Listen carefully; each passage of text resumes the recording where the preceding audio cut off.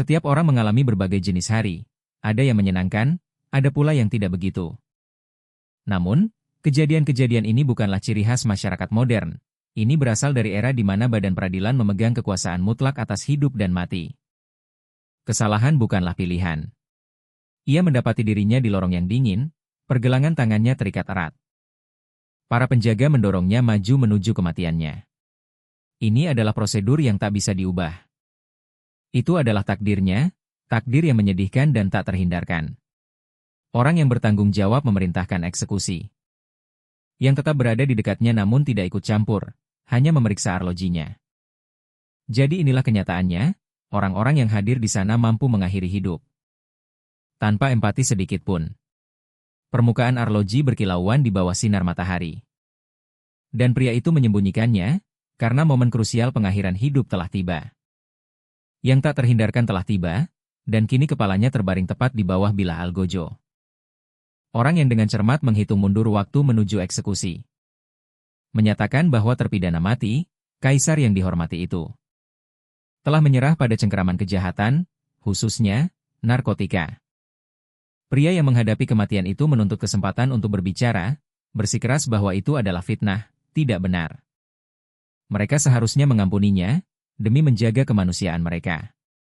Namun, orang yang telah menghitung mundur melanjutkan penghakiman, menyatakan bahwa melanggar hukum berarti hukuman mati. Tak seorang pun peduli mempertimbangkan hal lain, dan tak ada kesempatan penebusan yang diberikan. Bagi mereka, ini hanyalah tontonan, kematian orang lain, tentu saja. Mereka mati-matian mempertahankan hidup mereka sendiri, berharap takdir seperti itu tak akan pernah menimpa mereka. Ikatan itu dilepaskan, dan bila itu mencapai satu-satunya tujuannya. Kerumunan, seolah di pawai meriah atau pertunjukan musik, meledak dalam sorakan dan perayaan. Hanya seorang gadis muda yang menolak kegembiraan hamba ini. Baginya, itu bukanlah hiburan. Melainkan pukulan takdir mengerikan yang bisa menimpa siapa saja. Orang yang baru saja mereka eksekusi bukanlah rakyat jelata atau orang tak penting. Itu adalah seorang kaisar. Dan ia menyimpan sebuah rahasia, yang memperbesar ketakutannya akan menghadapi akhir yang serupa. Bahkan lebih dari eksekusi publik itu sendiri. Rahasia ini bisa merenggut nyawanya tanpa senjata fisik. Maka, gadis itu memutuskan untuk pergi dari tempat itu, tak menemukan kepuasan dalam tontonan yang ia saksikan. Ini meskipun ia sadar bahwa semua pelanggar hukum akan menghadapi pembalasan.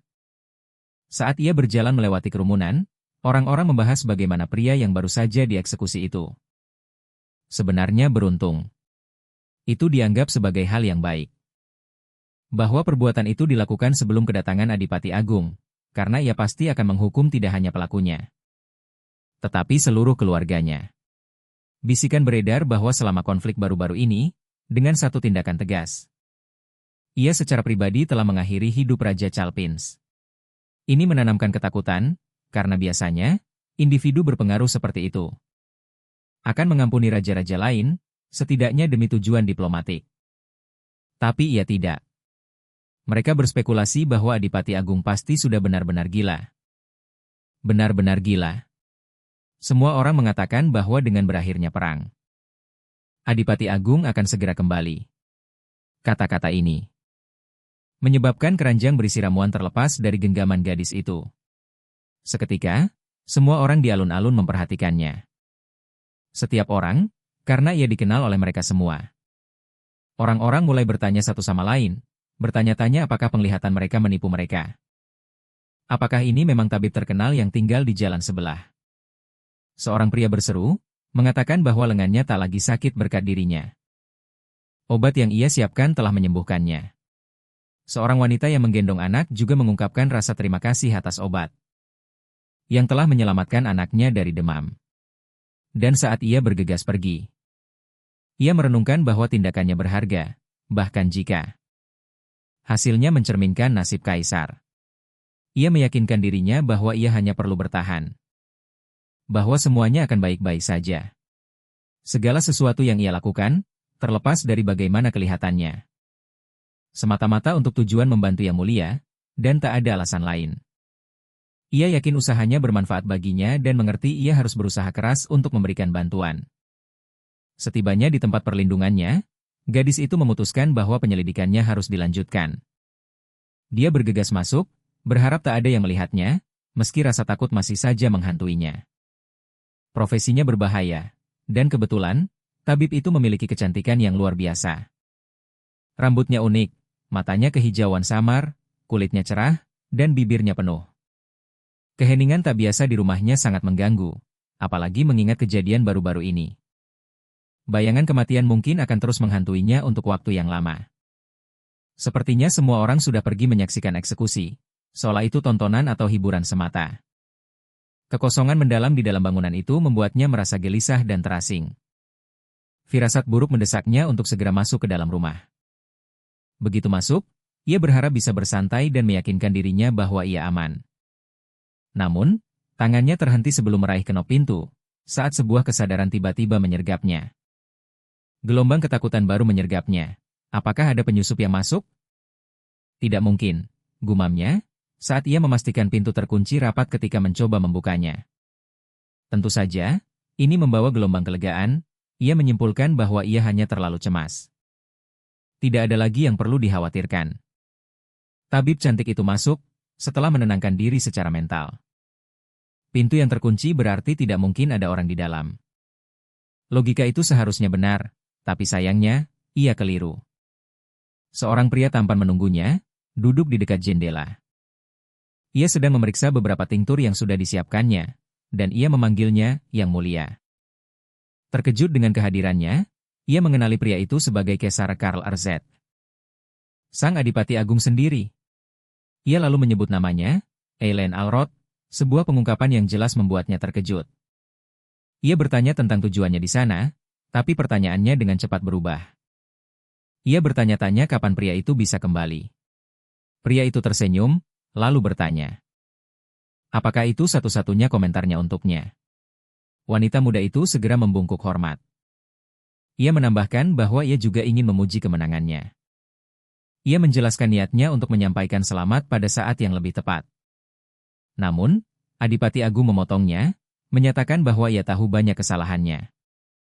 Saat ia tidak ada, Eileen tersenyum, mengangkat kepalanya untuk meminta klarifikasi. Berpura-pura polos, ia bertindak seolah tak melakukan apapun, tapi pria itu membalas, menegaskan bahwa ia tahu. Selama ia pergi, tabib itu telah meracik senyawa terlarang.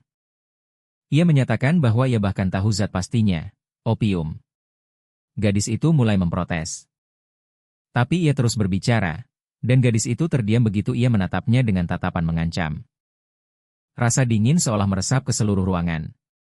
Pria itu menegaskan bahwa ia sepenuhnya sadar bahwa alasan seperti, aku membuat pereda nyeri, tidak akan diterima. Di kekaisaran ini, keterlibatan apapun dengan zat terlarang adalah kejahatan. Akibatnya, ia memiliki wewenang untuk mengeksekusinya di tempat. Pertama, keranjang herbalnya jatuh dari genggamannya. Lalu, ia sendiri ambruk ke tanah. Pria itu mendengarkan dengan saksama. Saat Eileen berbicara kepadanya, suaranya bergetar.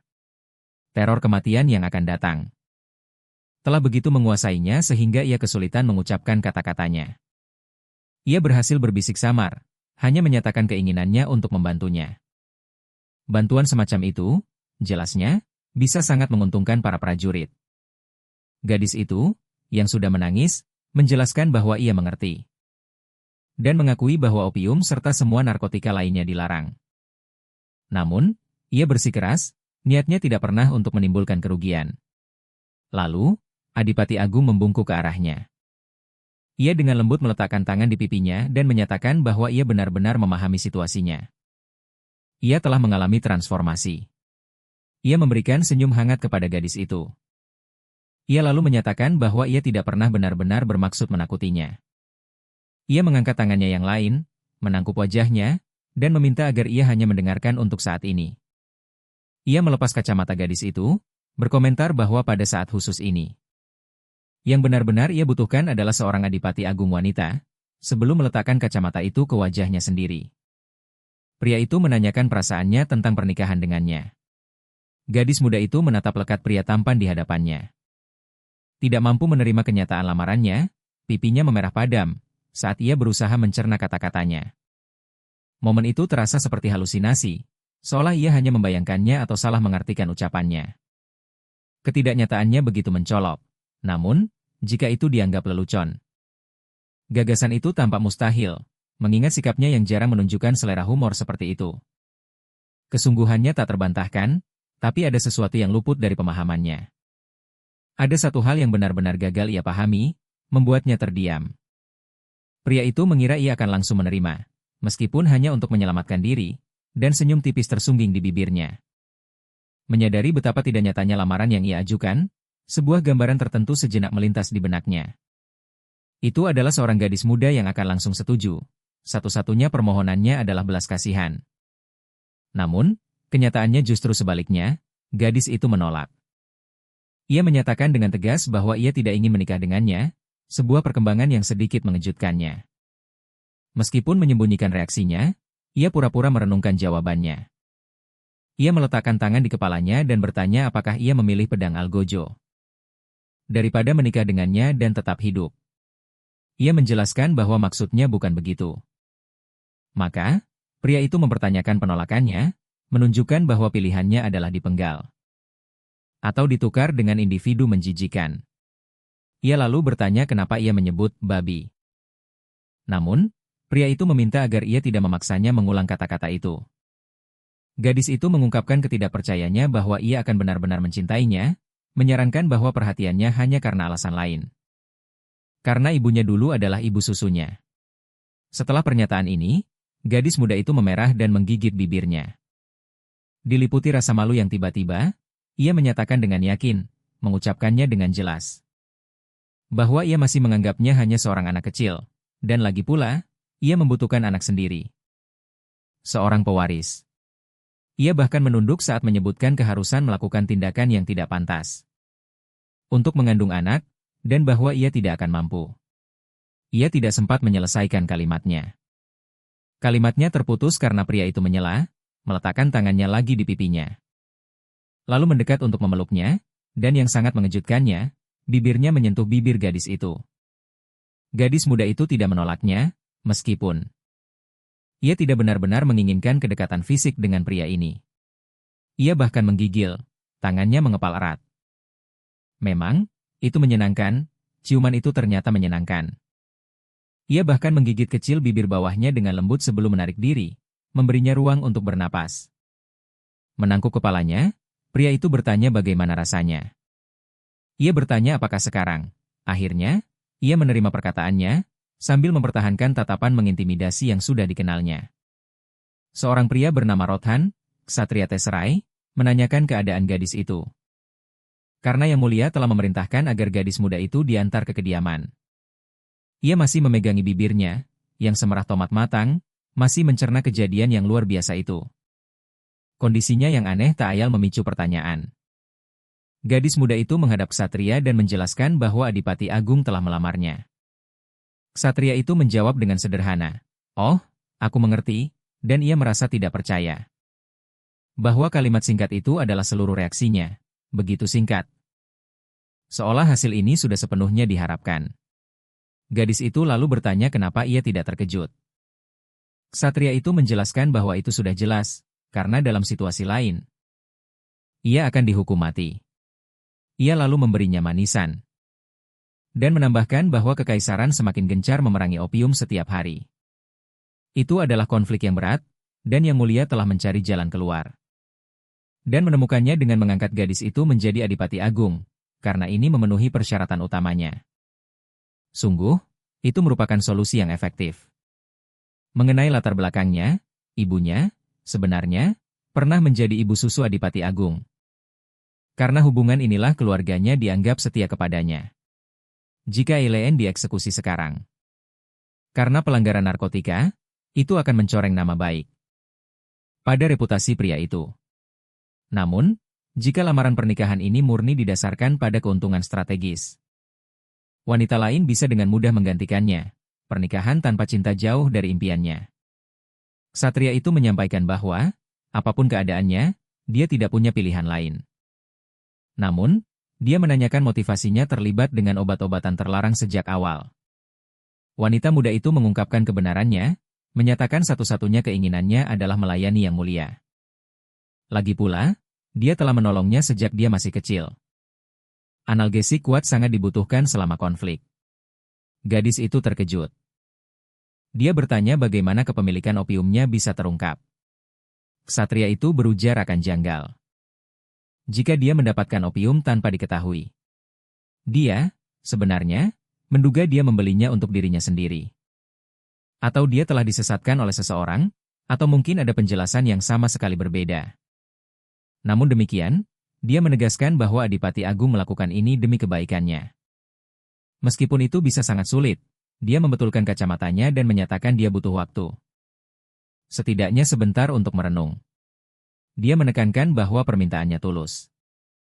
Dia menyarankan ksatria itu harus mempertimbangkan ayahnya, yang pasti akan menciptakan kesulitan besar bagi Adipati Agung.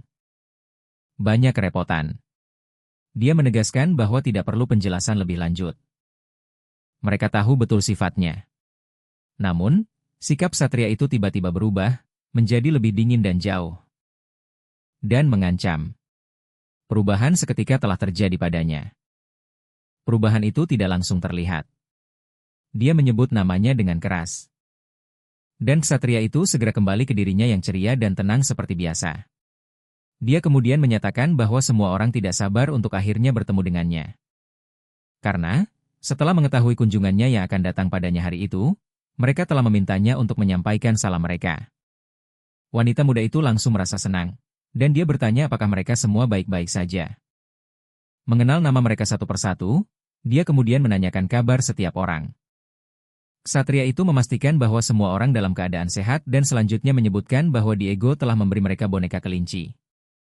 Sebagai kenang-kenangan.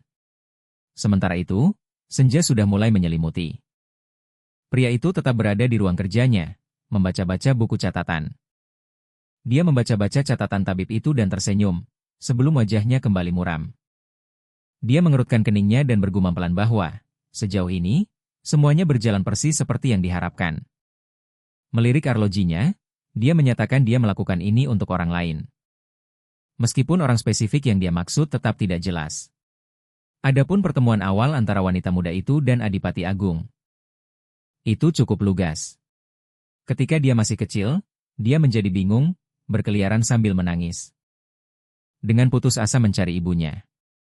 Seorang asing menghampirinya dan bertanya apakah dia Lily, anak pengasuh.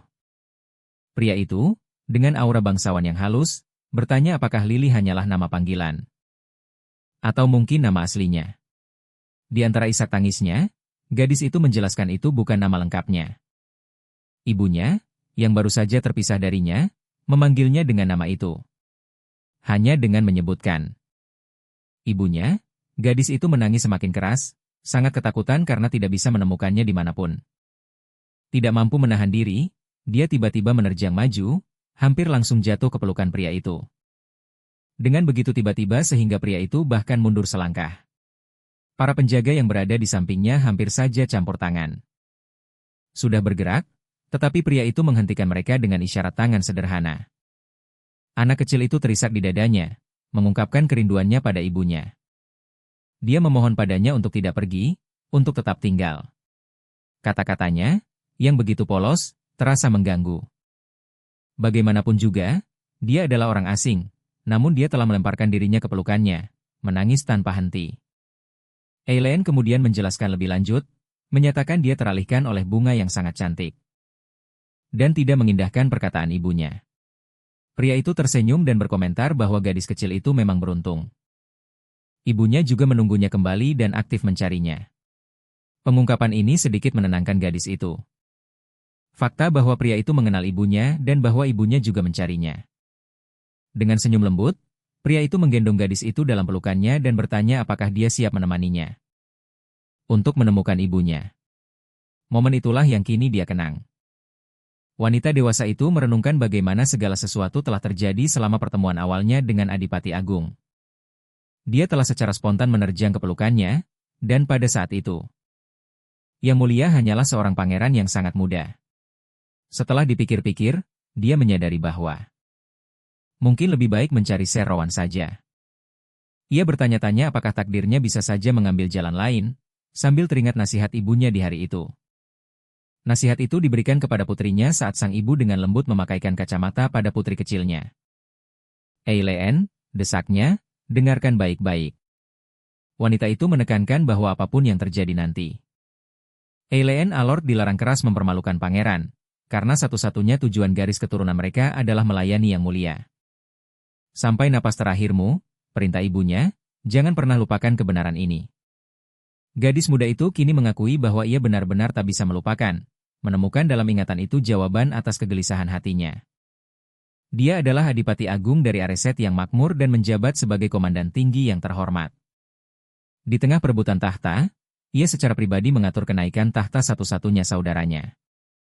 Dia adalah Adipati Agung dengan kemuliaan dan keagungan sejati, bukan hanya sekadar gelar, tapi seorang individu yang benar-benar luar biasa.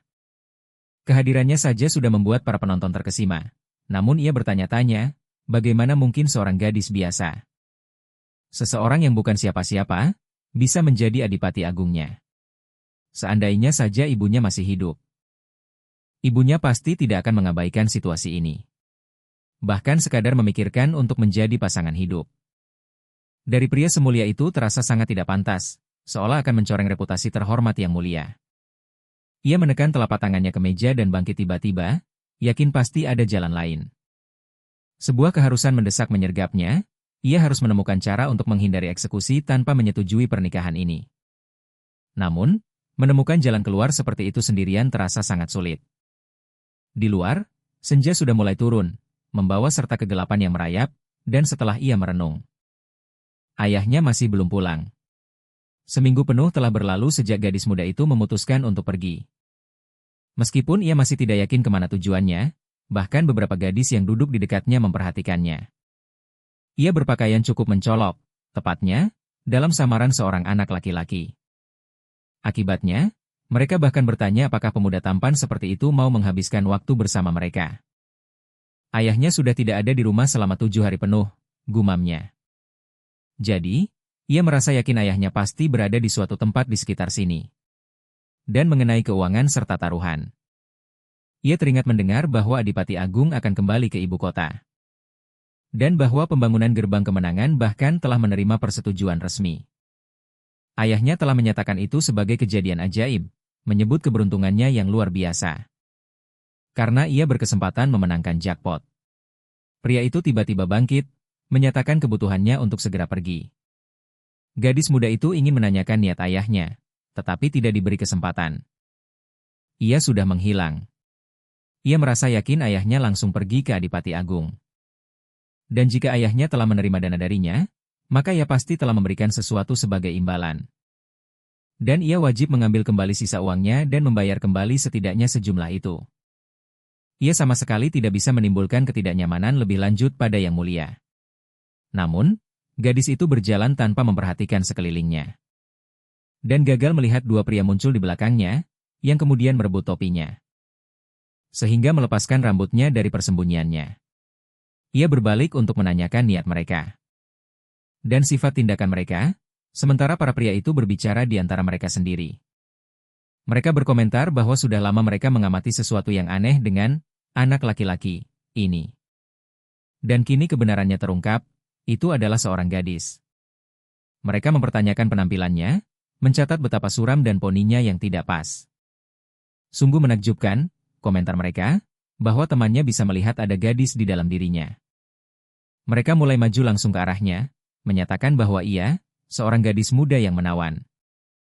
Pasti datang ke sana khusus untuk mereka, melontarkan komentar vulgar mengenai fisiknya. Meskipun awalnya mereka melabelinya tidak menarik. Tapi kemudian seseorang muncul, mencegahnya terjatuh. Menangkapnya dari belakang dengan memegang bahunya. Eileen mendapati dirinya benar-benar terkejut. Dan sebuah suara mulai menyatakan bahwa ia kini memahami sumber bau busuk itu. Gadis muda itu menyadari suara itu berasal dari belakangnya, mendorongnya untuk berbalik dan melihat. Berdiri di sana adalah seorang pria berambut merah, memancarkan aura yang mengancam, kolosal, dan berbahaya. Yang menyatakan bau busuk itu berasal dari sekelompok orang bodoh. Begitu mereka melihatnya. Ketiga pria itu membeku ketakutan, menyerupai kelinci yang terkejut, dan mulai mundur. Sudah merasakan bahwa mereka dalam bahaya besar. Pria itu tampak mengeluarkan geraman rendah, mirip binatang buas. Menyatakan bahwa mereka tidak beruntung telah jatuh ke tangannya, karena ia tidak memberikan belas kasihan kepada mereka yang mengganggu wanita. Gadis muda yang baru saja dibelanya tanpa diduga menyebut namanya. Itu Sir Diego, orang yang sebelumnya mereka bicarakan. Melihatnya, Diego langsung membeku. Dia sangat terkejut bertemu gadis itu di tempat ini, Eileen pun sama terkejutnya. Saat dia mengenali gadis itu, rasa takut mencengkeramnya. Gadis ini juga salah satu ksatria Archduke. Para pria mesum itu memanfaatkan kesempatan, mengambil keuntungan dari kelengahan pria besar itu. Keduanya langsung kabur, melarikan diri secepat mungkin. Diego membimbingnya ke tempat yang lebih aman. Dia menyatakan kebingungannya mengapa gadis itu sendirian di tempat berbahaya seperti ini. Mengingat sudah larut malam, sesuatu yang benar-benar tidak menyenangkan bisa saja menimpanya. Dia memesan bir untuk mereka dan mendesaknya untuk menenangkan diri dan menguasai emosinya. Dia meyakinkannya bahwa orang-orang keji itu akan menerima balasan. Gadis muda itu lalu bertanya pada Diego apa yang dia sendiri lakukan di tempat seperti itu, mengingat ini bukanlah tempat yang benar-benar terhormat. Dengan wanita, alkohol, dan suasana umumnya, dia tampak merenungkan pertanyaan gadis itu. Dia menunjuk dirinya sendiri dengan canggung, jelas tidak siap dengan pertanyaan gadis itu. Dia menjadi gelisah, menyatakan bahwa jika Nona Eileen memiliki pikiran yang tidak pantas. Itu sama sekali tidak benar, dia ada di sana untuk tugas resmi. Dia menunjuk penghibur di belakang mereka, seorang wanita yang dadanya sedikit terbuka. Dan bertanya bagaimana mungkin dia bisa bertugas di tempat seperti itu. Diego bergumam pelan. Bahwa apapun yang dia ucapkan akan terdengar aneh. Sungguh memalukan, pikirnya. Eileen menanyakan gumaman barusan, karena dia mendengarnya meski dengan nada rendah. Pria itu meminta maaf, menjelaskan bahwa itu adalah ucapan yang tidak sengaja. Gadis muda itu lalu menyatakan bahwa ada hal lain yang lebih mendesak. Dia punya pertanyaan, dia bertanya apakah dia kebetulan bertemu ayahnya. Ayahnya belum pulang selama seminggu penuh, dan dia curiga ayahnya mungkin ada di daerah ini. Maka, dia datang untuk menyelidiki. Namun, Diego mengalihkan pembicaraan. Menyarankan bahwa, menurutnya, gadis muda itu membutuhkan minuman. Dia mulai menawarkan coklat panas atau susu hangat dengan madu. Saat itulah gadis muda itu mengerti bahwa dia sengaja menyembunyikan informasi. Eileen menarik cangkir, yang sudah diletakkan di depannya. Lebih dekat dan menginstruksikannya untuk tidak ribut, ini sudah cukup. Diego hampir saja menyebutkan bahwa cangkir itu berisi bir, tapi dia sudah terlambat. Dia tidak mendengarnya dan meminumnya hampir dalam sekali teguk. Dia berkomentar bahwa Nona Eileen memang sudah dewasa. Sekarang bahkan ikut minum minuman beralkohol. Dia telah bertindak impulsif, dan setelah menghabiskan minumannya, dia menghadap pria itu, menegaskan bahwa dia benar-benar punya pertanyaan untuknya. Wajahnya memerah karena efek alkohol yang tiba-tiba. Dia mengulangi pertanyaannya tentang keberadaan ayahnya. Eileen menyatakan bahwa dia pasti menyembunyikan sesuatu, dan Diego pasti punya alasan untuk melakukannya. Oleh karena itu, dia memohon padanya untuk mengungkapkan kebenaran. Saat dia menggigit bibirnya, tidak yakin langkah selanjutnya. Dia melihat penyelamat di belakang gadis muda itu, Archduke, yang tanpa diduga muncul di belakangnya. Archduke menyatakan bahwa Diego tidak bisa memberitahunya. Gadis muda itu menoleh ke pria itu. Dan dia, sambil tersenyum, menjelaskan bahwa jika dia berniat marah, kemarahannya harus ditujukan padanya, bukan pada ksatria itu. Dia segera mengatur agar biskuit segar disajikan, meminta maaf atas ketidakmampuannya memberinya teh. Pada saat itu, dia sudah memerah. Dia memilih waktu yang benar-benar terburuk untuk muncul. Saat penampilannya jauh dari yang terbaik.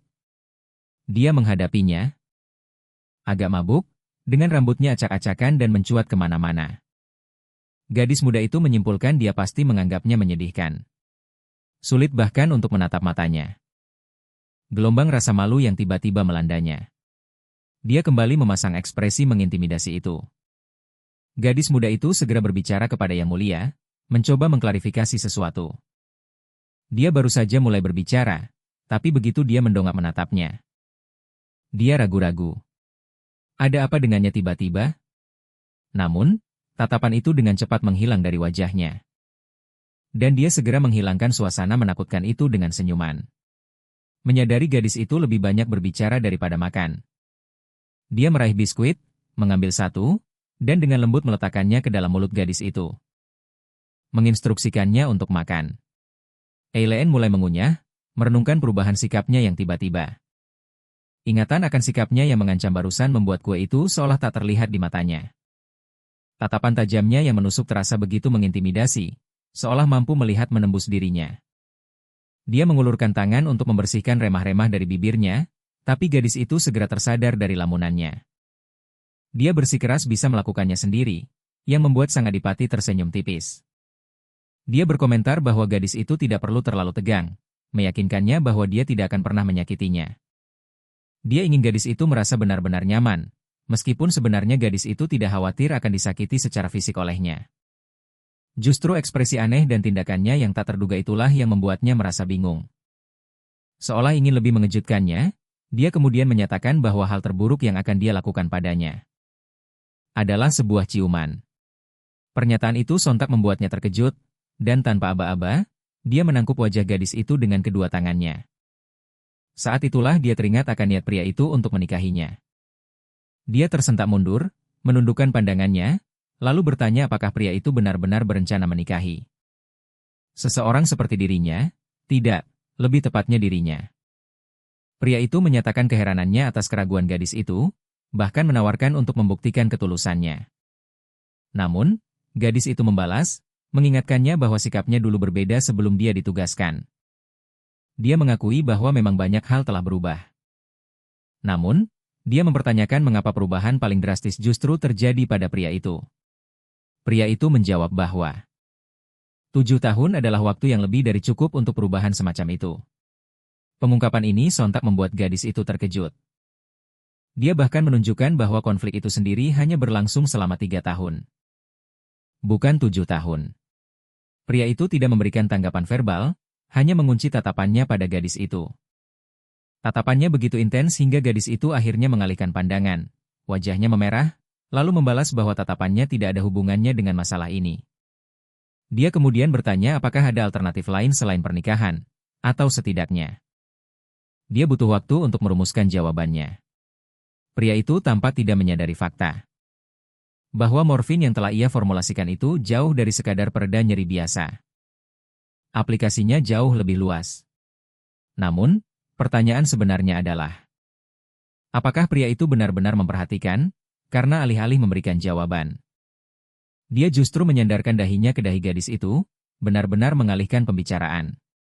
Lalu, dia bertanya apakah gadis itu tidak menikmati ciuman mereka. Kau pasti mengerti perasaan itu. Saat kau mencoba menyampaikan sesuatu yang sangat penting, mungkin sesuatu yang bisa menyelamatkan seluruh pasukan militer. Hanya agar pembicaraan tiba-tiba berbelok ke topik yang sama sekali tidak relevan. Membuatmu benar-benar tercengang. Dan yang lebih parah, itu adalah sang adipati sendiri. Yang bertanya, seorang pria dengan penampilan yang benar-benar memukau. Mungkinkah dia benar-benar merasa tidak senang?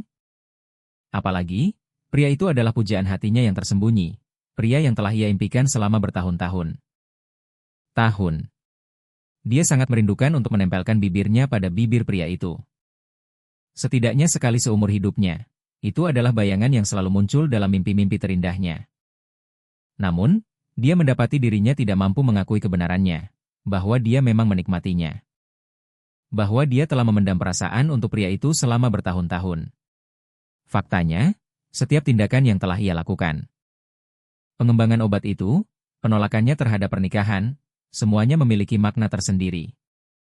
Itu bermakna karena tidak ada satupun yang ia lakukan secara sembarangan. Dia bertindak murni karena kasih sayang, dia mencintai pria itu dengan sepenuh hati.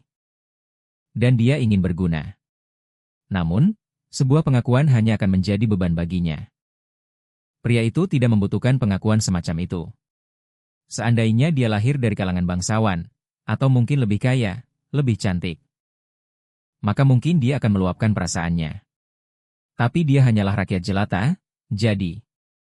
Setelah pertimbangan matang, gadis itu menegaskan bahwa ciuman itu sama sekali tidak menyenangkan baginya. Itu sungguh tidak menyenangkan. Pria itu kemudian meletakkan tangannya di bawah dagu gadis itu. Dan dengan lembut mengangkat kepalanya, mengingatkan kembali pada teguran pria itu sebelumnya untuk tidak menutup mata saat berbohong. Eileen mendorongnya menjauh, mengklaim bahwa dia tidak berbohong, itu hanyalah ciuman pertamanya. Itulah sumber rasa malu dan ketidakbiasaannya. Hal itu justru memancing tawa dari pria itu. Karena dia mengenalnya cukup baik untuk yakin bahwa gadis itu sedang berbohong. Dengan nada bercanda, pria itu menyatakan bahwa jika gadis itu belum terbiasa, mereka akan terus melakukannya sampai dia terbiasa. Wajahnya memerah padam saat dia dengan cepat menutup mulutnya dengan kedua tangan. Dia menyatakan itu tidak boleh sama sekali, hampir berteriak bahwa dia baru saja makan kue. Dan, karena sebelumnya dia sudah minum bir, dia bersikeras pria itu sama sekali tidak boleh mencoba menciumnya. Pria itu tidak menunjukkan tanda-tanda mendengarkan perkataannya, tangannya sudah terulur ke arahnya.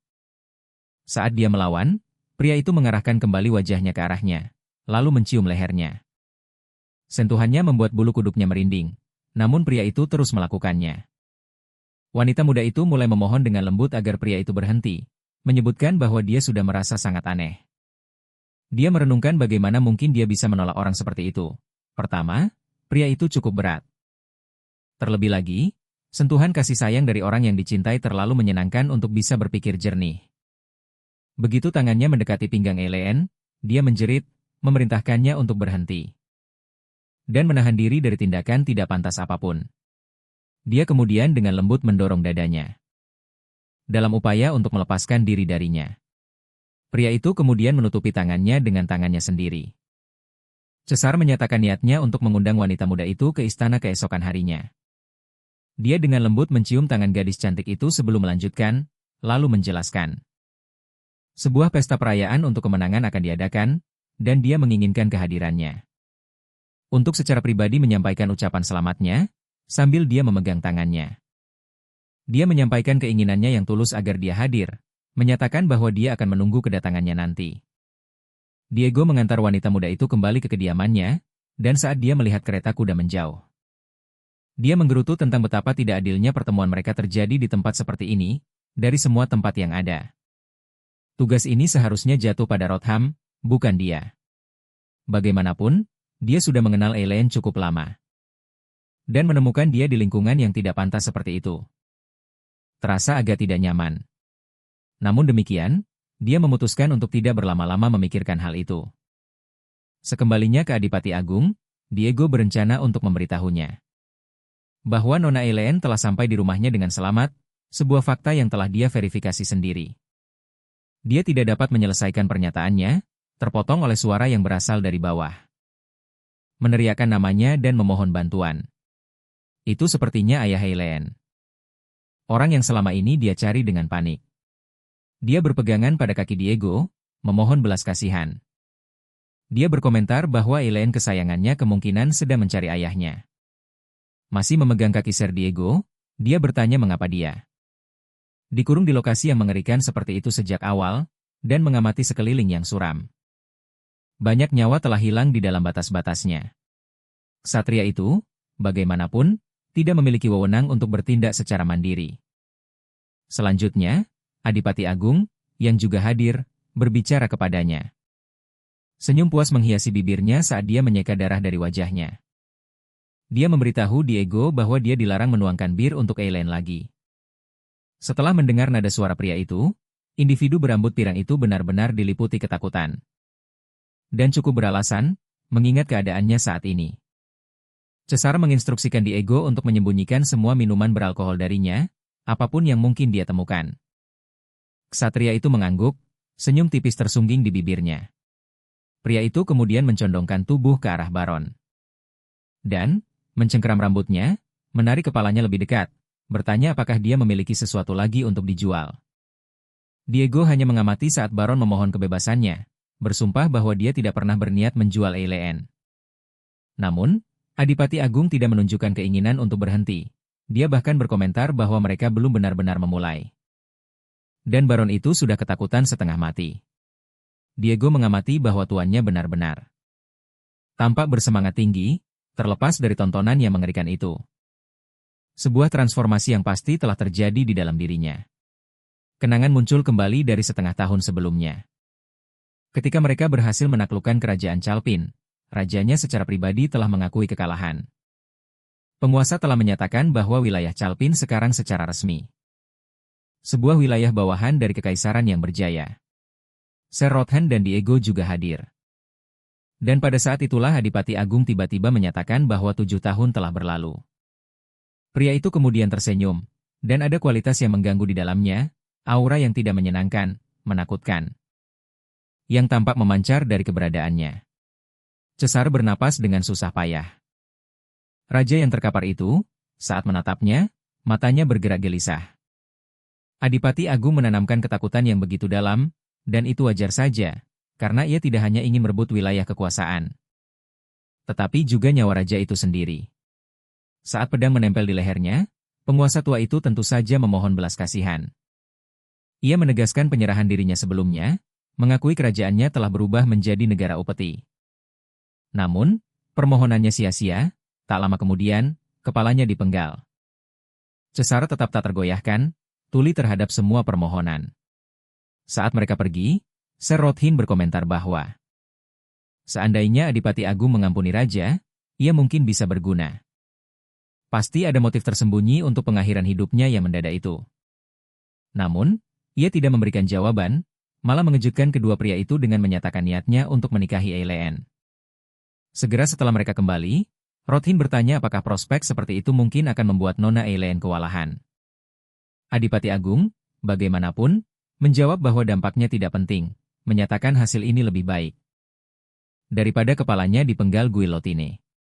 Saat ia melangkah maju, sebuah pertanyaan dilontarkan kepadanya. Siapa yang berani menimpakan nasib seperti itu padanya?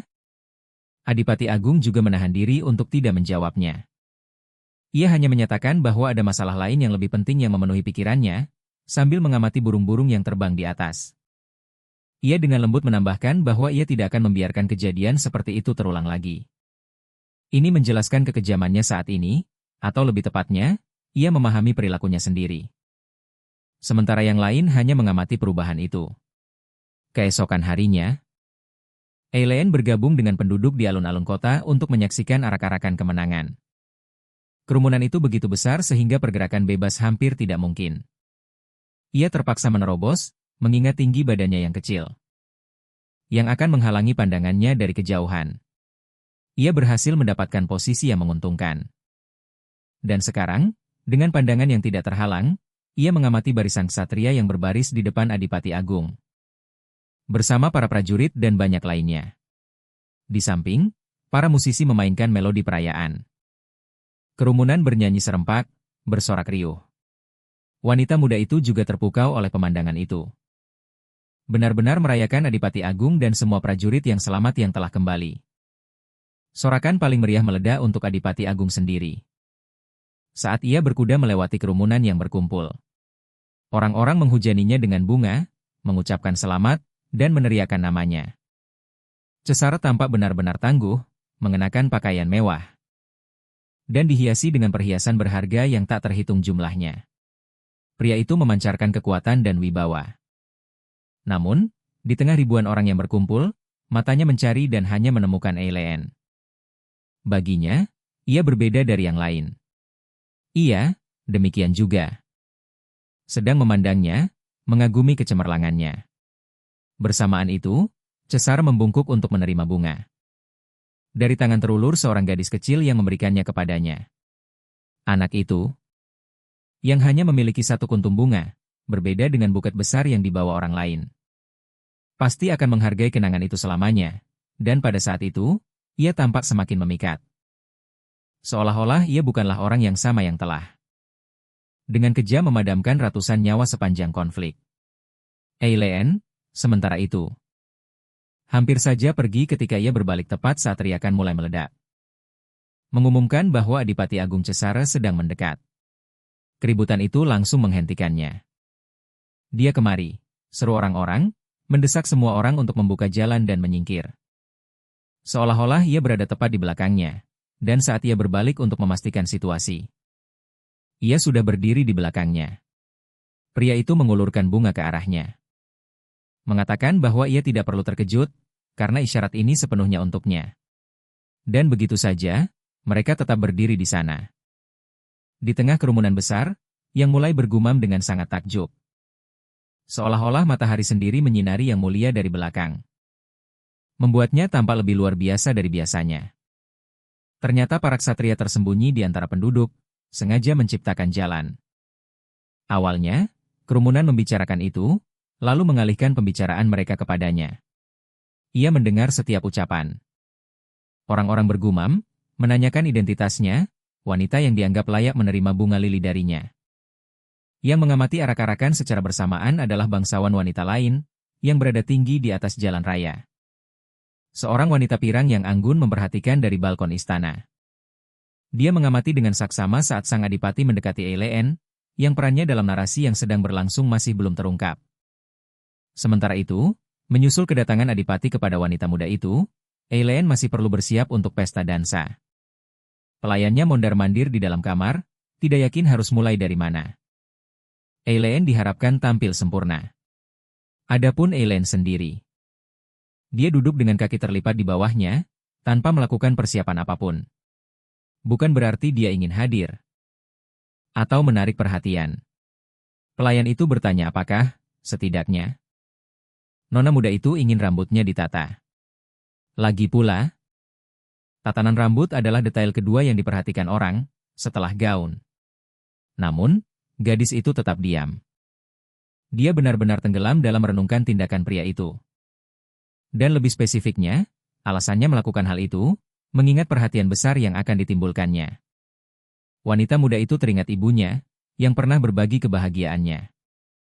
Saat menjabat sebagai pengasuh adipati dan mendukungnya. Dan yang juga mendesak putrinya untuk membantu pria itu dengan segala cara yang mungkin. Eileen telah menyerap setiap kata ibunya, menyerap nasihatnya seperti spons. Pada hari itu, ibunya menasihatinya untuk selalu memakai kacamata untuk menyembunyikan, seperti yang dia katakan. Mata putrinya yang tidak menarik. Saat itulah Eileen membuat keputusan. Dia memberitahu pelayan itu bahwa dia sama sekali tidak menginginkan perhiasan. Pelayan itu hampir terkesiap. Tidak ada perhiasan? Sebaliknya, dengan ekspresi yang luar biasa serius. Gadis itu hanya meminta bantuan wanita itu untuk mengenakan gaunnya. Di dalam tembok kastil, para wanita berbisik-bisik tentang wanita yang didekati adipati. Di alun-alun kota, desas-desus beredar bahwa dia ditakdirkan menjadi adipati wanita yang baru. Dan bahwa dia sangat cantik serta berasal dari keturunan bangsawan. Eileen, yang baru saja tiba, mendengar percakapan ini dan menjadi semakin sedih. Dia tidak menganggap dirinya cantik maupun berasal dari garis keturunan bangsawan. Dia bahkan mempertanyakan apakah kehadirannya pantas. Sangat disayangkan dia tidak bisa melihat dirinya secara objektif. Karena bahkan tanpa perhiasan, hanya mengenakan gaun pesta sederhana. Dia tampak memukau. Meskipun demikian, dia hadir, memaksa dirinya untuk berada di sana. Karena satu alasan tunggal, sang adipati sendirilah yang telah mengulurkan undangan. Dia memiliki rasa hormat dan kasih sayang yang mendalam padanya dan merasa berkewajiban untuk hadir. Niatnya adalah untuk menyapanya lalu pergi, tetapi tenggelam dalam lamunannya. Dia tidak menyadari saat dia menabrak bangsawan wanita lain. Begitu dia menyadari tabrakan itu, dia segera bergegas meminta maaf atas kelalaiannya.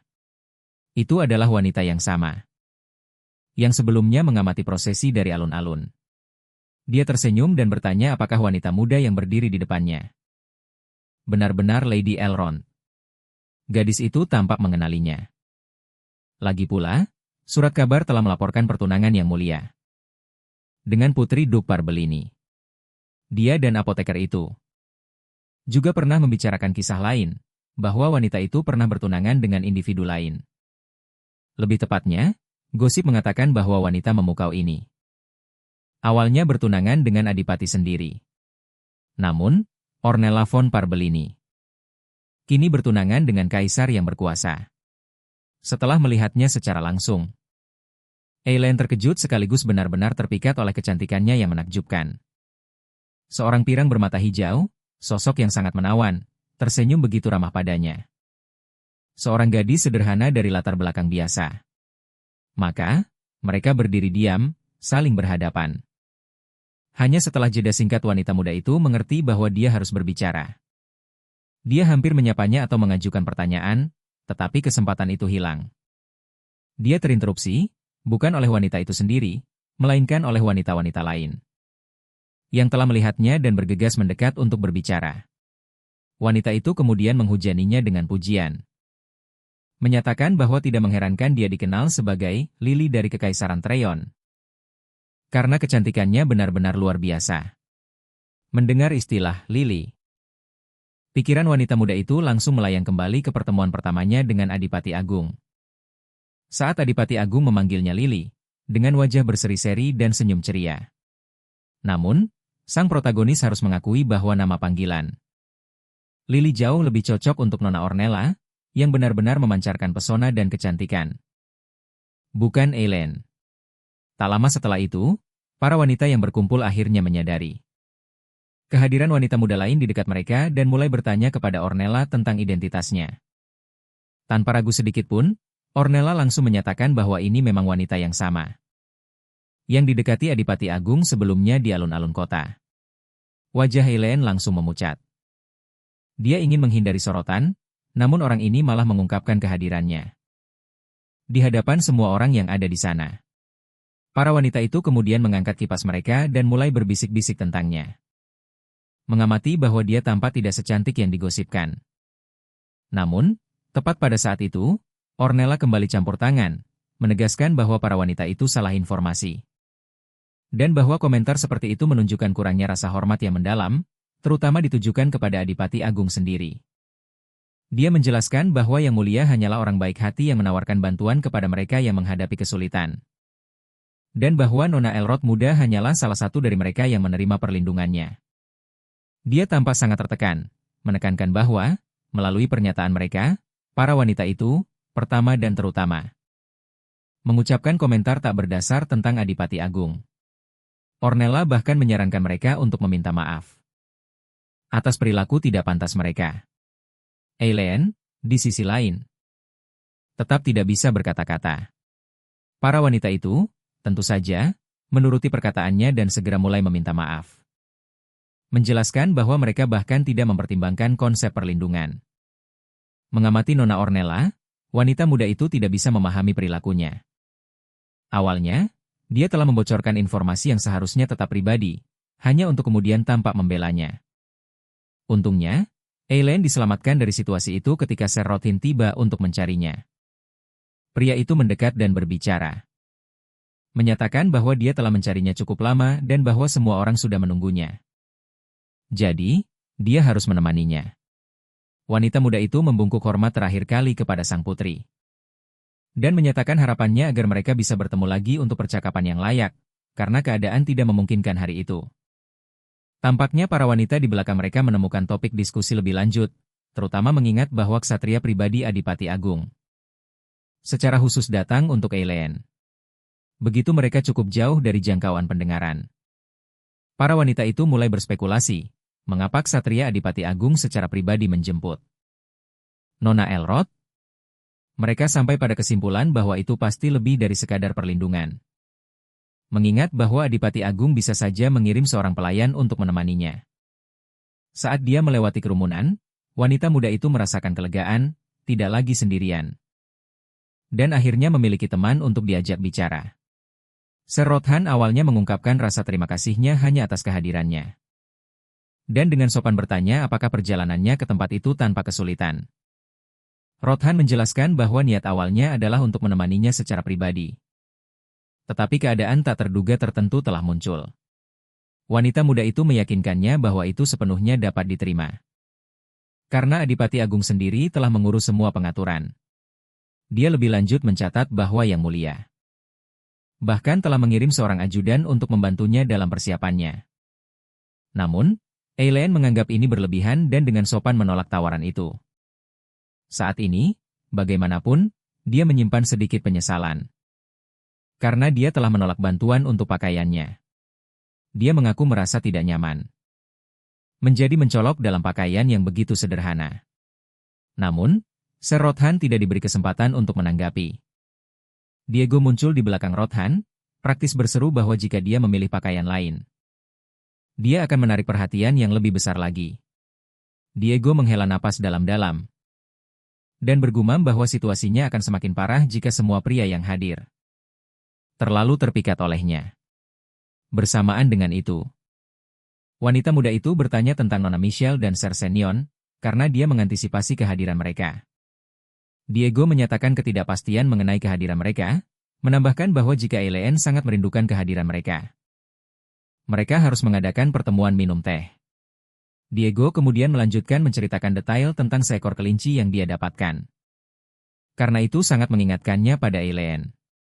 Dia hampir tidak punya waktu untuk memproses pikirannya bahwa dia merasa sudah melewati usia itu, tetapi kemudian sebuah suara dari balik para ksatria memanggilnya. Sekelompok pria berseragam menyatakan kegembiraan mereka atas kedatangannya. Setelah berbincang sebentar, Ser Rothan membimbingnya ke tempat lain. Begitu Rothan mengantarnya ke tujuannya, dia menemukan kartu dan Sanya tidak memiliki slot yang tersedia. Motivasi utamanya membukanya adalah rasa penasaran, namun dia masih merasakan sedikit keheranan. Alasan keterkejutannya adalah entry pertama yang benar-benar kosong. Tidak ada satu nama pun yang tertulis, yang aneh, tetapi perhatiannya teralihkan. Ketika ksatria itu, sambil tersenyum, memberitahunya bahwa mereka telah sampai di konservatori. Dia berkomentar bahwa dia baru saja mengetahui banyak spesimen botani baru yang diperkenalkan ke taman. Menyarankan dia mungkin menemukan sesuatu yang berharga untuk studinya. Namun, dia tidak menemaninya masuk, menjelaskan kebutuhannya untuk kembali bergabung dengan perayaan di aula dansa. Dia mengalihkan pandangannya dan meyakinkannya bahwa dia dipersilakan untuk tetap di sana selama yang dia inginkan.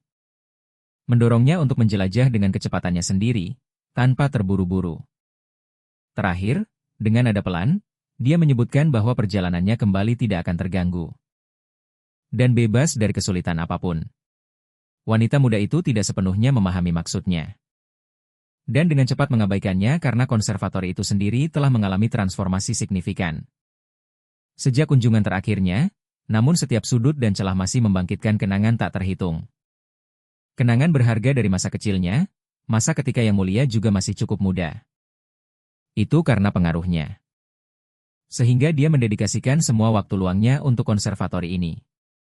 Berubah menjadi tempat perlindungan bagi jiwanya, tempat di mana dia bisa melepaskan semua beban dan kekhawatiran yang menekan tubuh mungilnya.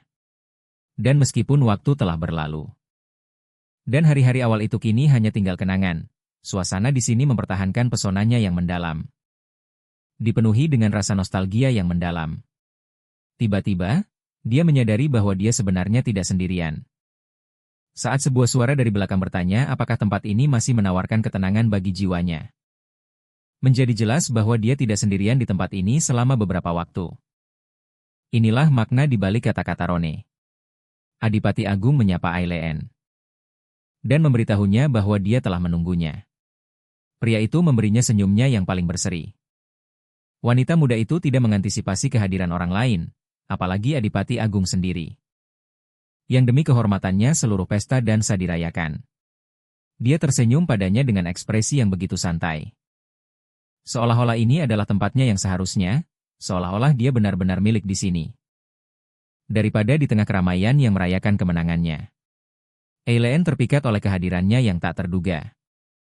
Yang muncul di lokasi ini, tidak dapat memahami alasannya. Kemudian, dia pun mengerti.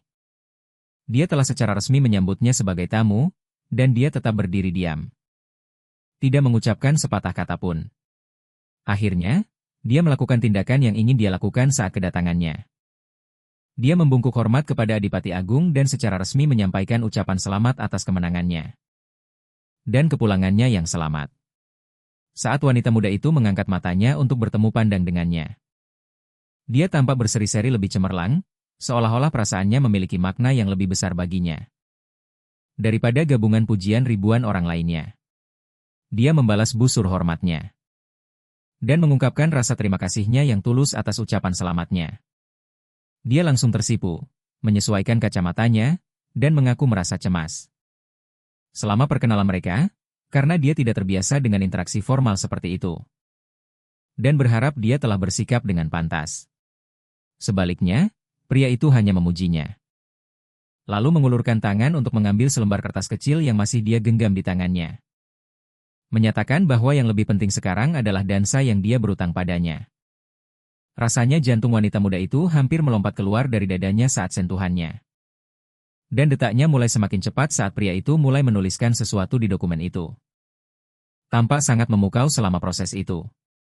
Setelah dia selesai menulis, dia mengembalikan kartu kecil itu kepada pemiliknya. Penasaran dengan tindakannya, wanita muda itu langsung mendekat untuk melihat tulisan itu begitu kertas itu kembali di tangannya. Terlihat jelas bahwa namanya tertulis di posisi teratas. Melihat itu, gadis itu terpaku tak bergerak, dan sang Adipati Agung dengan cemas menanyakan keadaannya. Gadis itu menjawab bahwa dia terkejut dengan ajakan menarinya. Dia merasa tidak nyaman karena dia tidak mahir menari dan kurang terampil. Dia belum pernah mendapat pelajaran formal, tapi pria itu bertekad untuk menghilangkan kekhawatirannya. Pria itu segera memotong ucapannya, tersenyum dan menunjuk ke arah dirinya sendiri. Dia melontarkan pertanyaan retoris, menanyakan siapa yang mengajarinya langkah-langkah menari pertamanya. Gadis itu kemudian teringat bahwa dialah guru menari pertamanya. Dia bahkan sengaja tersandung kakinya sendiri, hanya untuk memastikan apakah ini mimpi. Namun, ini bukan mimpi. Ini adalah pengalaman yang luar biasa. Ini adalah kenangan masa kecil yang sangat dia hargai, dan pria itu pun, kemungkinan besar tak pernah melupakannya. Dia ingat mengajarinya menari, dan bagaimana wajah Eileen akan berseri-seri setiap kali dia menyebutkan akan pergi ke konservatori untuk menari. Dia akan mendedikasikan dirinya sepenuhnya, siap menari berjam-jam, asalkan pria itu tetap menjadi pasangannya. Pria itu selalu begitu lembut dan baik padanya. Namun, ketika ibunya mengetahui sesi menari ini, dia tidak setuju, yakin putrinya menyia-nyiakan waktu berharga sang Adipati Agung. Dia memarahi dan membentak gadis itu, bersikeras bahwa Eileen harus selalu mengingat kedudukannya. Dalam pandangan ibunya, Eileen tidak pantas mendapatkan perhatiannya sedikit pun. Jadi, ketika pria itu kembali mengulurkan undangan, gadis itu teringat pelajaran ibunya tentang tempatnya yang pantas, dan bagaimana seseorang dengan kedudukannya benar-benar tidak berhak atas kehormatan seperti itu. Pria itu mengamati perubahan sikap gadis itu, lalu dengan lembut menyentuh pipinya dan menanyakan apa yang mengganggunya. Gadis itu menjauhkan wajahnya dari tangan pria itu. Mengklaim dia tidak sedang memikirkan apa-apa, dan menyarankan sang Adipati Agung mungkin harus kembali ke pesta dansa, karena semua orang pasti menunggunya. Dia menambahkan bahwa dia hanya menyita waktu berharga sang Adipati Agung.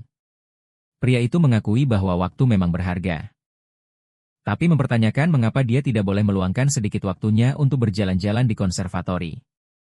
Spesimen bunga baru telah tiba, dan dia sangat ingin melihatnya. Lagi pula, gadis itu sendiri sudah cukup lama tidak berkunjung. Dia berharap mereka, seperti dulu, untuk sekadar berjalan-jalan di jalur-jalur yang sudah dikenal ini berdampingan. Gadis itu menggenggam kedua tangannya dan mengangguk. Meskipun dia entah bagaimana menduga bahwa pria itu tidak benar-benar tertarik pada Flora. Saat mereka berjalan, Eileen teringat bunga lili yang pernah pria itu berikan padanya dan mengungkapkan rasa terima kasihnya. Dia juga meminta maaf atas pakaiannya yang tidak pantas, menjelaskan bahwa dia hanya mengira akan datang untuk menyampaikan ucapan selamat, tapi ternyata peristiwa telah terjadi secara tak terduga. Dia berkomentar bahwa menari dengan pakaian seperti itu akan sangat tidak disarankan. Tapi andai saja aku tahu. Diskusi mereka terpotong oleh semak yang sedang berbunga. Dia bergegas menuju tanaman itu, setelah mengenalinya dari ilustrasi buku. Bunga khusus ini terkenal karena khasiat terapeutiknya yang kuat. Dia menjelaskan bahwa ada legenda yang mengatakan bunga itu menyerupai kepala yang terpenggal. Dan meskipun kemampuannya menghentikan pendarahan, bunga itu dianggap sebagai pertanda buruk. Pria itu bertanya apakah gadis itu benar-benar mengagumi bunga yang menjatuhkan kepalanya sendiri. Mengingat bahwa, menurut legenda, mereka memiliki kualitas yang agak mengganggu. Gadis itu menjawab bahwa dia menganggapnya menarik terutama karena khasiat penyembuhannya yang khas. Tiba-tiba, sang Adipati Agung merebut bunga-bunga itu dan mulai merobeknya. Gadis itu benar-benar terkejut. Dia berseru kepada Yang Mulia. menuntut untuk tahu apa yang sedang pria itu lakukan dan mengapa. Dia dengan lembut menyentuh tangan pria itu dan mendesaknya untuk berhenti, karena tanaman itu sangat rapuh. Barulah kemudian pria itu melepaskan tanaman itu, dan gadis itu menghela napas lega. Dia sama sekali tidak mengerti mengapa pria itu tiba-tiba mulai merusaknya. Sang adipati segera meminta maaf, menjelaskan bahwa ia merasa kurang sehat akhir-akhir ini. Wanita muda itu kemudian bertanya apakah ada sesuatu yang mengganggunya. Namun, ia menepis kekhawatiran wanita itu, menyatakan bahwa itu mungkin bukan hal penting. Ia menyarankan bahwa mungkin pengalaman nyaris tertangkapnya baru-baru ini. Dan nyaris kehilangan nyawa, mungkin telah membuatnya gelisah. Namun, gadis itu yakin ia belum pernah menunjukkan impulsivitas seperti itu sebelumnya. Terutama bukan selama insiden Calpin. Ia kesulitan memahami apa yang mungkin terjadi selama 3 tahun terakhir. Namun, ia tidak membiarkannya merenungkan hal itu. Mengumumkan bahwa pernikahan akan dilangsungkan dalam sebulan, meskipun ia lebih suka tanggal yang lebih awal. Ia ingin membahas masalah itu, menegaskan pasti ada solusi alternatif. Ia mengakui sang adipati sudah memperlakukannya dengan sangat baik. Tetapi pernikahan bukanlah satu-satunya cara untuk menghindari pengadilan terhadapnya. Pria itu tiba-tiba menyadari mereka tidak lagi sendirian, dengan cepat menarik Eileen ke dalam pelukan erat. Mengabaikan inti perkataannya, ini lebih dari sekadar pelukan biasa. Melalui tindakan ini, ia melindungi Eileen dari para penyerang yang datang untuknya. Setelah melihat seluruh gerombolan preman itu, ia tetap tenang, hanya tersenyum. Ia hanya meminta wanita muda itu untuk menutup matanya sebentar dan mengalihkan pandangannya dari kejadian yang akan datang. Sementara itu, para ksatria, semuanya, atas perintah sang adipati, berada di pesta dansa, alih-alih di dekat rumah kaca. Tepatnya, 2 orang hadir, tetapi 1 orang tidak ada. Ketika individu ini tiba, ia segera menanyakan keberadaan Nona Eileen. Itu adalah Michelle, seorang wanita. Seorang ksatria Tesserai. Ia tampak khawatir karena belum mendapatkan kesempatan berdansa dengan Eileen. Diego hanya mencemoohnya, menyatakan bahwa tidak akan ada yang menunggu. Dan semuanya sudah berakhir. Tentu saja, ia membalas dengan memanggilnya idiot. Setelah itu, Rodhan menanyakan lokasi Zenon, orang yang seharusnya ia datangi bersamanya. Ia menjelaskan bahwa Zenon mungkin tidak bisa hadir hari itu, dan pada saat itu, diskusi mereka terhenti. Karena sebuah insiden terjadi. Michelle, yang baru saja tiba, terperanjat melihat pemandangan mengerikan yang terbentang di hadapannya. Awalnya, para tamu bingung. Ketika pintu terbuka dengan kasar memperlihatkan 2 sosok, tetapi mereka langsung merasakan ketegangan yang nyata. Kemudian, suara sang adipati menggema, menyatakan kesiapannya untuk menerima ini. Sebagai persembahan untuk kemenangannya. Ia tidak berbicara kepada orang tertentu. Melainkan, ia berbicara kepada seluruh hadirin, menyadari adanya pengkhianat di antara mereka. Ia berkomentar bahwa taktik bodoh mereka sama sekali tidak berubah. Ia mengaku menghargai kemurahan hati para penyerangnya. Dan bersumpah akan membalasnya 10 kali lipat. Ia tampak benar-benar menyeramkan. Saat ia menyatakan akan dengan penuh semangat menantikan kesempatan untuk membalasnya. Setelah kejadian-kejadian ini, pikiran Eileen melayang ke kenangan masa kecil yang berharga. Mereka berada di taman, menikmati teh dan penganan manis. Gadis muda itu sedang membicarakan sebuah buku yang diberikan kepadanya oleh sang adipati, dan hampir saja menyeruput tehnya. Namun, ia dicegah melakukannya saat tangan sang adipati menutupi cangkirnya. Dan ia memintanya untuk berhenti, mengambil cangkir itu ke dalam genggamannya. Pria itu kemudian menggesernya ke ujung meja, karena seorang pelayan berdiri di dekatnya. Cesar memerintahkannya untuk mengambil cangkir itu. Namun, pelayan itu tidak mengambil cangkir itu. Melainkan, ia mulai berteriak seolah disembelih. Memohon nyawanya. Sang adipati tidak menunjukkan minat pada pemandangan orang-orang yang berjuang untuk bertahan hidup. Tetapi ia mengingatkan pelayan itu bahwa ia hanya memintanya untuk meminum minuman itu. Namun, ia tidak memerintahkannya untuk berlutut dan memohon ampun. Karena pelayan itu tidak mau patuh dengan sukarela, memahami bahwa itu akan merenggut nyawanya. seorang ksatria membantunya. Hanya beberapa saat kemudian, darah menyembur dari mulut pelayan itu, dan cangkir itu jatuh ke lantai, pecah berkeping-keping. Satu-satunya penyesalan Caesara adalah cangkir indah itu, bagian dari koleksi berharga. Gara-gara si bodoh itu, setnya jadi tidak lengkap.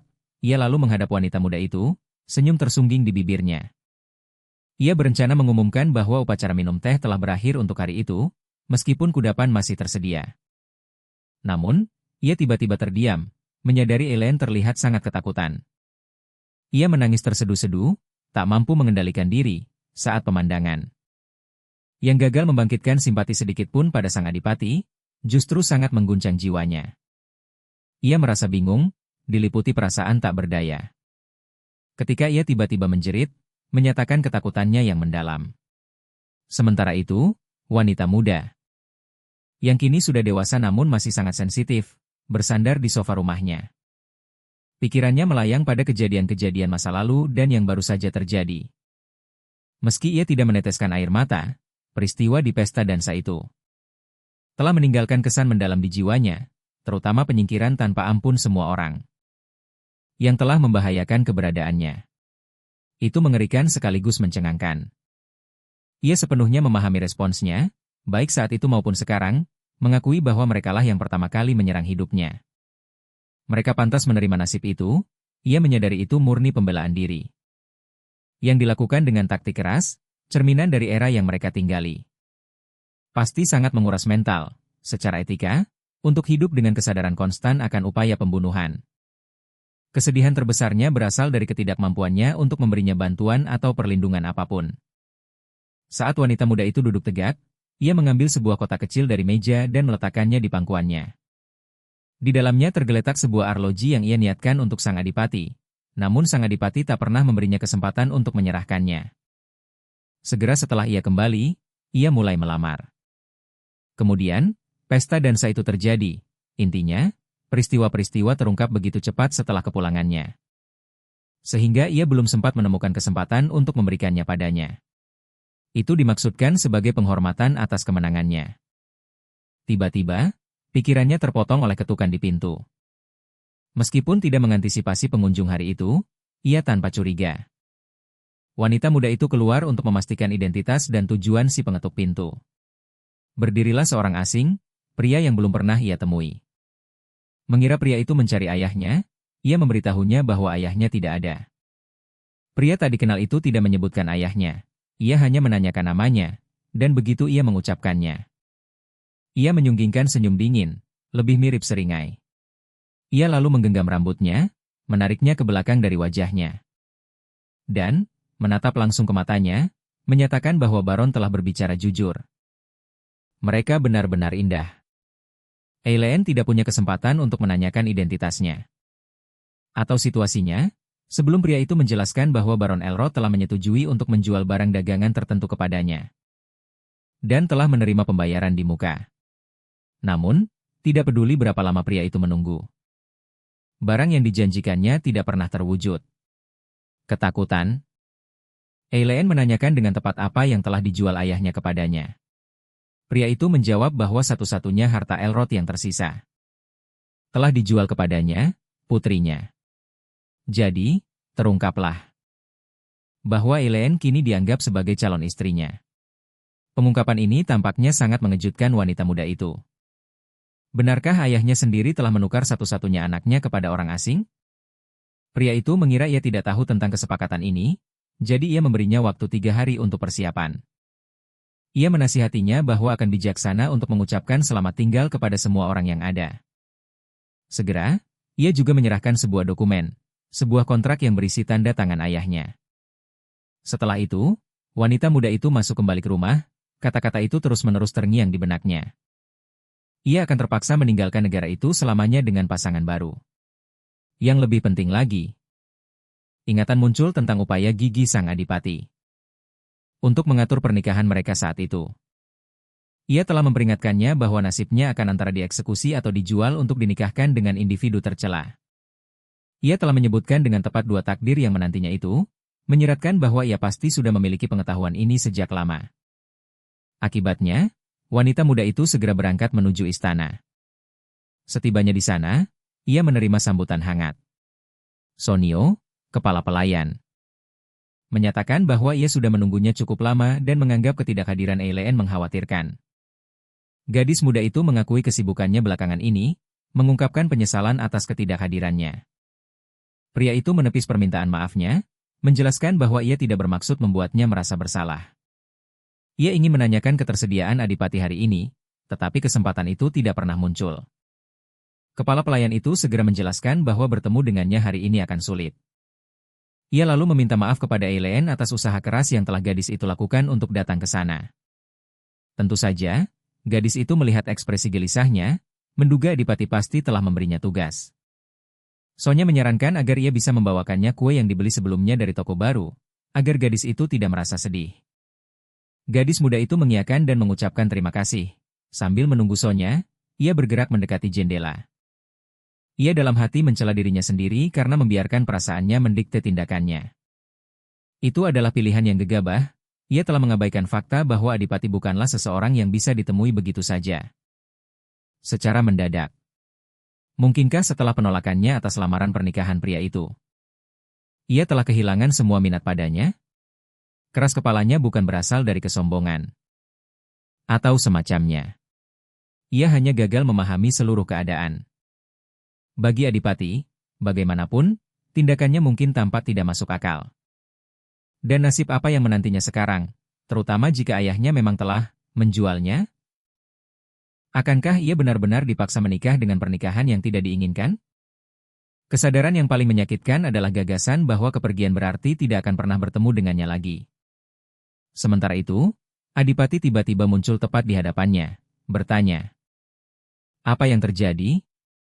Ia mungkin juga tidak mengira gadis itu ada di sana. Kunjungannya pasti punya tujuan. Saat melihatnya, gadis itu tersenyum lembut dan unik. Seolah-olah ia sedang mengucapkan selamat tinggal. Ia menjelaskan kehadirannya, menyatakan bahwa ia datang karena ia punya hadiah sederhana untuknya. Tangannya gemetar saat ia mengulurkan bungkusan kecil itu. Ia meremehkan maknanya, menyebutkan bahwa ia belum sempat memberikannya padanya di pesta dansa baru-baru ini. Ia mengakhiri penjelasannya dengan menyatakan, ia hanya ingin melakukan tindakan kebaikan. Tepat saat pria itu membuka kotak dan pandangannya jatuh pada jam tangan itu. Ia menjelaskan lebih lanjut bahwa meskipun sudah terlambat dan tujuan awalnya untuk memperingati kemenangannya, ia tetap merasa terdorong untuk memberikannya. Ia bahkan menyarankan bahwa jika itu bukan seleranya, atau ia merasa tidak menarik, ia harus memberitahunya. Namun, pria itu jelas menyetujuinya, tersenyum lebar. Ia memeluk hadiah itu ke dadanya, dan senyum khasnya itu seolah menembus langsung ke inti hatinya, membuat air mata menggenang di matanya. Ia telah menekan perasaannya terlalu lama, dan sekarang ia tidak bisa lagi menahannya. Ia langsung merasa malu dengan ledakan emosinya. Ia mulai meminta maaf, meskipun pria itu tampak bingung alasannya. Namun, ia terus meminta maaf karena air matanya. Pria itu menahan diri untuk tidak bertanya. Karena ia berusaha mengutarakan situasinya sendiri, meskipun kata-katanya terus tercekik oleh isak tangis. Adipati dengan lembut membelai pipinya, mengatakan bahwa ia merasa mustahil untuk bahkan merasa marah saat gadis itu menangis seperti itu. Ia mengaku bahwa awalnya ia bermaksud mengambil pendekatan yang lebih keras padanya. Setelah sedikit tenang, ia bertanya mengapa pria itu marah padanya. Ia menjelaskan bahwa gadis itu bahkan belum secara resmi memasuki masyarakat. Dan ayahnya sudah mengatur untuk menyingkirkannya. Terlebih lagi, gadis itu menolak menikah dengannya, sang Adipati. Bagaimana mungkin ia tidak merasa marah? Padahal satu-satunya keinginannya adalah melindunginya. Eileen meminta maaf dengan suara pelan. Setelah hening sejenak, pria itu mengajukan pertanyaan. Apakah ia berniat menikahi pria lain itu? Syukurlah, Eileen menggelengkan kepalanya, menandakan tidak. Ia tidak berniat. Pria itu lalu dengan lembut menanyakan tentang tindakan terbaik untuk membebaskannya dari kendali pria itu. Ia mengakui ketidakpastiannya. Ia tidak yakin harus mengatakan apa atau pilihan apa yang harus diambil. Pria itu dengan lembut menekan tangannya. dan menegaskan bahwa ia sadar bahwa lamarannya masih berlaku. Maka, ia mengulanginya, memintanya untuk menjadi istrinya. Ia lalu mendekat ke bibirnya dan mengajukan pertanyaan yang telah berlama-lama di benaknya sepanjang hari. Apakah ia masih menolak? Dia mengerti mengapa pria itu awalnya diam, sebuah pertanyaan yang tidak akan dia ajukan kepadanya. Karena kebenaran itu adalah miliknya untuk diungkap, meskipun Cesar sudah mengetahuinya sejak lama. Takdirnya sudah tersegel, dia merasa seolah-olah ikatan tak terlihat telah menjeratnya sepenuhnya, membuatnya tidak bisa bergerak. Seolah dia berdiri di ambang eksekusi, dengan hanya adipati yang mampu menyelamatkannya. Setelah pertimbangan matang, wanita muda itu akhirnya setuju. Dia akhirnya memutuskan untuk menikahi adipati, mengesampingkan semua keyakinan yang ditanamkan ibunya padanya. Dia tersenyum, telah mencapai persis apa yang dia inginkan. Mengalihkan pandangannya, gadis itu malah meminta agar dia memberinya akses ke laboratorium. Beralasan bahwa sebagai adipati wanitanya, dia hanya akan menjadi beban.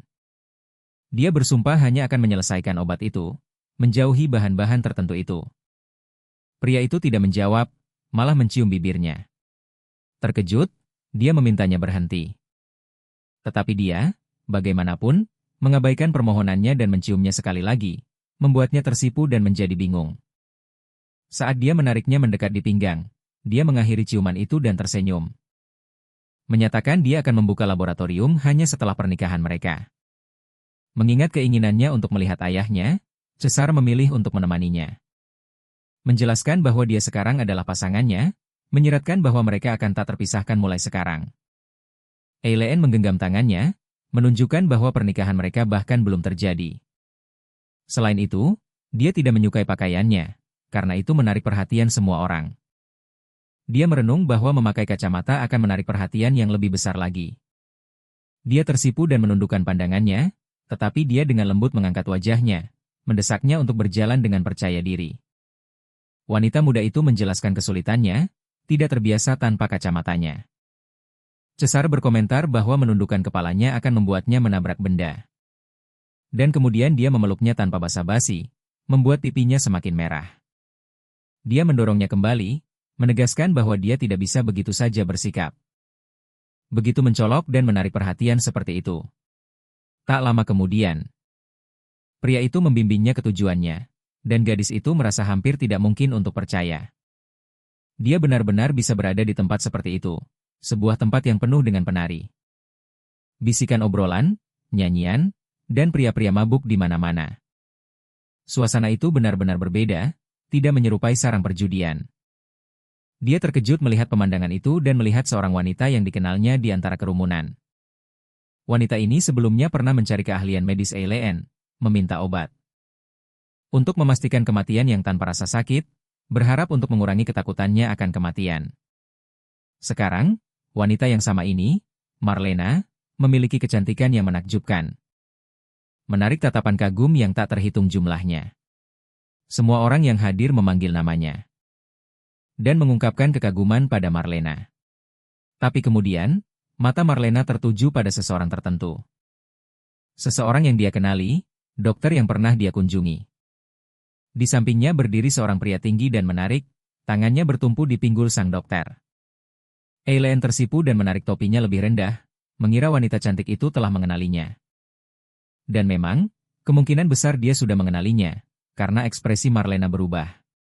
Kemudian, gadis itu mulai menyanyikan lagu tentang pria. Lagu itu, dengan liriknya yang sederhana, memperingatkan agar tidak mempercayai pria, menggambarkan mereka sebagai makhluk yang pada dasarnya tidak bisa dipercaya. Bahkan Adipati pun menganggap lagu itu lucu dan terkekeh. Dia bertanya apakah Eileen mengenal Marlena, tetapi dia segera menyangkalnya. Mengklaim itu adalah pertemuan pertamanya. Dia kemudian mendesak mereka untuk menemukan ayahnya. Dan segera pergi. Sementara itu, Marlena mengamati mereka. Dahinya berkerut saat sang dokter bersiap untuk keluar, mengikuti permintaan Eileen untuk melihat ayahnya. Pria itu membimbingnya menuju pintu masuk utama. Sebelum melangkah masuk, dia mencari konfirmasi bahwa dia benar-benar ingin melanjutkan. Gadis itu yakin. Dia perlu menemukan aktivitas ayahnya selama periode ini. Meskipun tidak terlihat sepenuhnya teguh. Dia hanya merasakan kebutuhan yang luar biasa akan jawaban. Dia ingin mengungkap mengapa ayahnya telah menjualnya. Adipati Agung tidak bisa menolak keinginannya. Dia tidak bisa mencegahnya mencari kebenaran ini. Mereka kemudian melangkah ke tempat yang paling mengerikan. Sebuah tempat yang secara harfiah dan metaforis adalah yang paling suram di seluruh tempat itu. Di sana, mereka menemukan ayahnya yang sedang mabuk. Adipati Agung mengamati raut wajah wanita muda itu. Saat berubah menjadi ekspresi ketakutan. Dia bahkan bertanya apakah dia terkejut. Meskipun wajahnya sudah menunjukkan segalanya. Dia bertanya kepada Yang Mulia apakah orang itu benar-benar ayahnya. Untuk sedikit menenangkannya, mencegahnya menyaksikan kengerian yang hampir tak terbayangkan.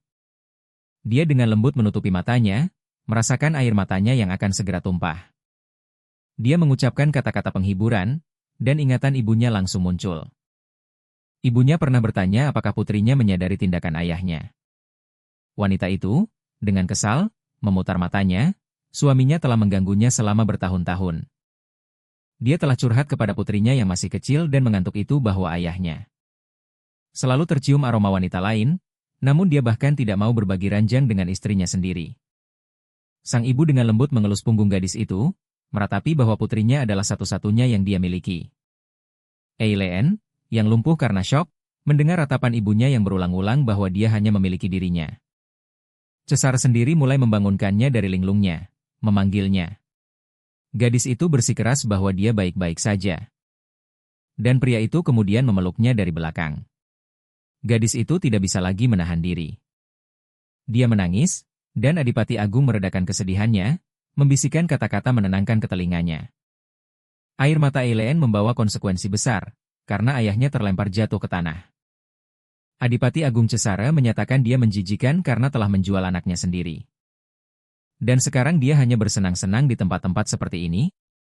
Pria itu kemudian bertanya apa yang bahkan dilakukan Yang Mulia di sini. Di lingkungan seperti ini. Cesara akhirnya menyatakan bahwa dia seharusnya hidup dengan tenang. Belakangan ini, Adipati Agung agak gegabah, dan jika pria itu berani menghalangi jalannya sekali lagi, tidak akan ada hasil yang baik. Dia bahkan mengeluarkan ancaman terselubung tentang mengambil nyawanya. Namun, demi Eileen, dia akan memberinya kesempatan terakhir. Setelah menyampaikan ultimatumnya, pria itu kemudian membawa Eileen pergi dari tempat suram itu. Setibanya mereka, Adipati Agung dengan lembut mendudukannya di kursi dan kemudian berlutut di hadapannya. Dia mulai menghiburnya, meyakinkannya bahwa dia sekarang bisa bersantai dan membuka matanya. Tidak ada lagi yang perlu ditakutkan. Dia hanya menggenggam tangannya dan berpegangan pada lengan bajunya. Cesar merasa khawatir tentang kondisi emosionalnya, karena dia tampak benar-benar bingung. Namun, dia memilih untuk menekan amarahnya dan terus menghibur orang yang disayanginya. Dia memeluk gadis itu, menyatakan bahwa bersamanya, dia sekarang aman, dan dia tidak akan membiarkan siapapun menyakitinya. Kami menghargai Anda telah menonton hingga akhir. Manga melampaui sekadar narasi. Ia mewujudkan emosi bersama yang kita alami secara kolektif. Mohon berlangganan, dan tinggalkan suka. Dan mohon bagikan wawasan Anda di bagian komentar. Kontribusi Anda menyegarkan saluran ini. Setiap pesan membantu kami dalam mengembangkan komunitas sederhana di mana kita bisa bertukar perasaan dan kesengsaraan yang dihadapi oleh para karakter.